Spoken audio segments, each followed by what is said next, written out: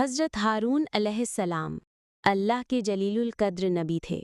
آپ حضرت موسیٰ علیہ السلام کے بڑے بھائی تھے۔ آپ کا تعلق بنی اسرائیل کے قبیلے لاگی سے تھا۔ والد کا نام حضرت عمران اور والدہ کا نام یوخاب تھا۔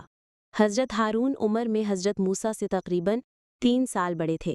آپ نہایت خوش اخلاق، نرم دل، بردبار اور فصیح اللسان انسان تھے۔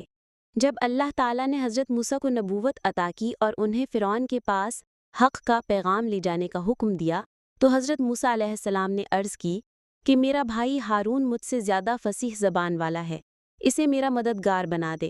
اللہ تعالیٰ نے ان کی دعا قبول فرمائی اور حضرت ہارون کو بھی نبی بنا کر حضرت موسیٰ کا ساتھی مقرر کیا۔ قرآن مجید میں ان کا ذکر کئی جگہ آیا ہے۔ اللہ تعالیٰ نے فرمایا، اور ہم نے موسیٰ کو کتاب دی اور اس کے ساتھ اس کے بھائی ہارون کو نبی بنایا۔ حضرت ہارون نے حضرت موسیٰ کے ساتھ فرعون کے دربار میں جا کر اللہ کی توحید اور اس کی عبادت کی دعوت دی۔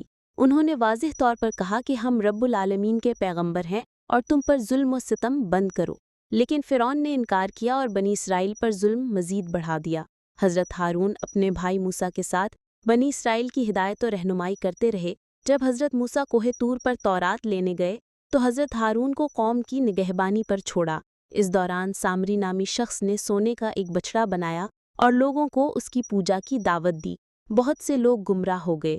حضرت ہارون نے قوم کو بہت سمجھایا کہ یہ شرک ہے اور اللہ کے غضب کو دعوت دینے والی بات ہے، لیکن قوم نے ان کی بات نہ مانی۔ حضرت موسیٰ واپس آئے تو ناراض ہوئے اور حضرت ہارون سے باز پرس کی۔ حضرت ہارون نے بتایا کہ انہوں نے بھرپور کوشش کی لیکن قوم نے ان کی بات نہ مانی۔ حضرت ہارون نے اپنی پوری زندگی حضرت موسیٰ کے ساتھ اللہ کے دین کی خدمت، تبلیغ اور ہدایت میں گزاری۔ ان کی وفات کوہ حور پر ہوئی اور ان کی عمر تقریباً 123 سال تھی۔ حضرت ہارون کا ذکر قرآن مجید میں 20 سے زائد مرتبہ آیا ہے۔ انہیں اللہ کا برگزیدہ، نیک، مخلص اور نبی قرار دیا گیا ہے۔ ان کی زندگی سے ہمیں وفاداری، صبر، حکمت، نرم مزاج